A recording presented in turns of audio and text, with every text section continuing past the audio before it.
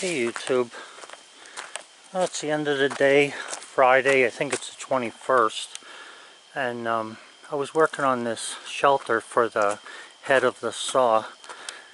I just want to be able to keep the rain from hitting it directly. The saw's back almost as far as it can go. It can go another 2 inches, but you can see where the wall line's up there, and it'll keep the head, out from under most of the weather. I had to make this high enough. It's 9 foot from the concrete slab to the top of where this pulley ends up when it's fully extended at the 27-inch mark. So I framed this out today and braced it. Those braces that are in there are going to be permanent. They're on the inside.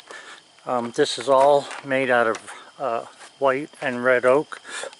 It wasn't easy nailing exactly, but I used my nail gun. I'm really liking the idea that I have the tools hanging up so they're not, laying around here on me. I'm going to actually fill this with sawdust.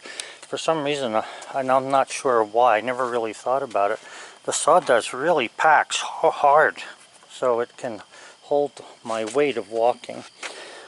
So I'll fill in that corner with sawdust, and I still didn't get the trusses built yet. I'm going to leave this as an opening here to get through. One of my friends asked me why I built it so close to the sawmill on this side. The reason for that is I need to be able to plow down to where the chickens are so my wife can get down there. And I wanted to have enough room so that I could get by with the plow and maneuver my pickup truck down there. And I'm really not worried about this. I do mostly 90% of my work is done on that side of the mill, and this side here is usually this direction towards me a little bit, so I'm happy with what I got there. Also, because the front of this is open, I just put that temporary board. This board right here is temporary. It's just to hold it at the space that I need for it to be when I put the trusses on. And then I'll have to put, let me get a little closer here. I'm going to have to put braces then on a 45 from somewhere in the middle here over to this corner on both sides to make sure that it's racked properly. But other than that, it came nice. The walls look good. I'm not used to working with, wet wood, or at least green wood. I'll tell you one thing, a freaking 2x4 must weigh 25 pounds a piece compared to pine 2x4s. But I really get a lot of satisfaction in knowing that I didn't have to go to Lowe's once except to buy nails to build this thing. So, and I probably could have got away with wooden pegs if I wanted to, but I'm not going that far. So anyway, I'll be closing that in. I was thinking about siding like this stuff, the board and batten, but now I'm thinking about making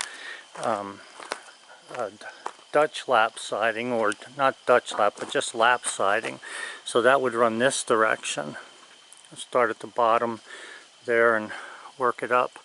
And I think that'll look pretty nice. I don't really have to put any soffit up there because I don't care if it's open. I just want my tools to be hung up and, somewhat stored. And this will be good enough for that.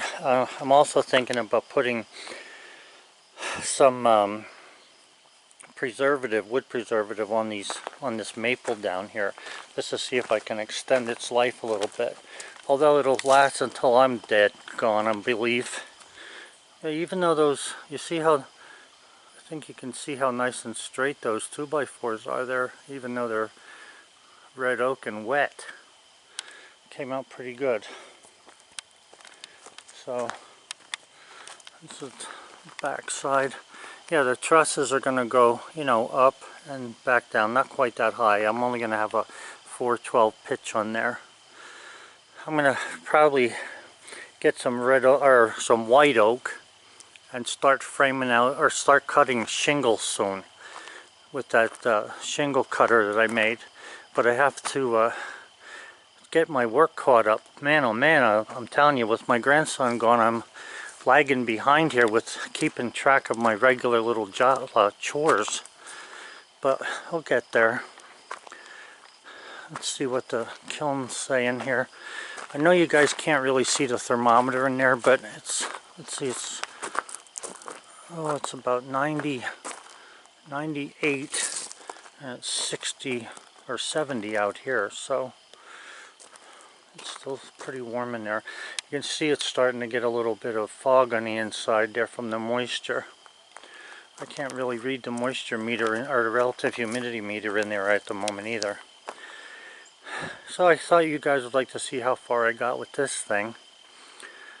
It's hard when you're working by yourself, especially this is a little higher than, you know, the regular 8-foot.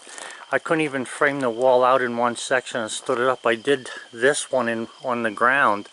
Oh my god, I went to stand that thing up, I could barely get it up. So I decided to just put the end studs up and then fill in the middle ones. I did that in the back too.